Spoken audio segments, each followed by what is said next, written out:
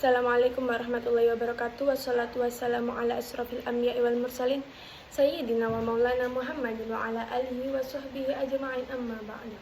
Yang terhormat kepada Bapak Rektor Haris Supratno dan yang saya hormati Bapak Hanifuddin Mahadun selaku pembimbing mata kuliah psikologi belajar. Berdirinya saya di sini ingin menyampaikan presentasi yang berjudul efisiensi dan metode belajar pendidikan. Efisiensi adalah perbandingan antara hasil yang dicapai dengan sumber daya input, contohnya seperti waktu, biaya, tenaga kerja. Metode belajar. Metode belajar adalah cara yang digunakan pendidik untuk peserta didik agar pembelajaran tidak membosankan. Jadi menggunakan beberapa metode. Yang pertama ada metode belajar. Metode belajar SQ 3R. S artinya survei atau meninjau. Q, question, bertanya. Read, 3R. Yang pertama, read, membaca. Yang kedua, retik, mengutarakan. Yang keempat ada review, meninjau ulang. Jadi kita mempelajari ulang materi yang kita sudah pelajari.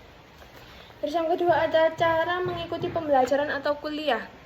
Jadi kita itu kayak daftar ke lembaga-lembaga kampus untuk kuliah, untuk memahami materi-materi biar lebih dalam lagi.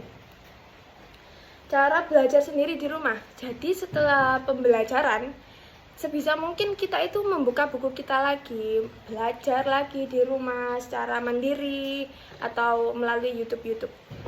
Terus yang ketiga ada cara belajar kelompok. Itu seperti kayak kita belajar bersama untuk memecahkan suatu masalah. Jadi kayak untuk menyelesaikan masalah lebih tepatnya. Jadi kayak misalnya kita dikasih tugas sama dosen, jadi kita kerja kelompok untuk menyelesaikan tugas ini. Terus yang terakhir cara mempelajari buku teks. Jadi kita itu apa yang sudah kita pelajari, kita itu mempelajarinya dengan cara mengulang materi, kayak belajar sambil tidak lihat buku, mengingat-ingat materi, seperti itu. Terus yang terakhir ada pendekatan belajar. Yang pertama ada orientasi dasar. Pembelajaran yang efisien fokus pada pemahaman mendalam yang menggunakan metode aktif yang memaksa otak untuk memproses dan menguji informasi, bukan hanya menyerap.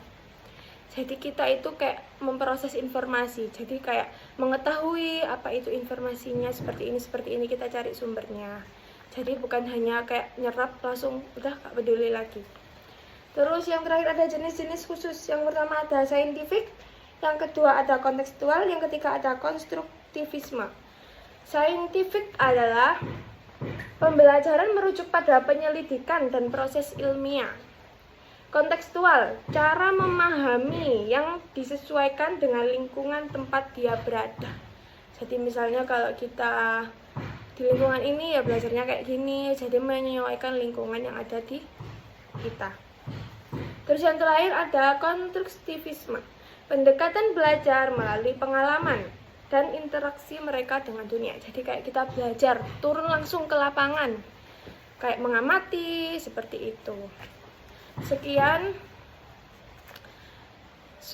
jalan-jalan ke Surabaya. Sekian presentasi saya. Wassalamualaikum warahmatullahi wabarakatuh. Kurang lebihnya mohon maaf bila ada salah kata.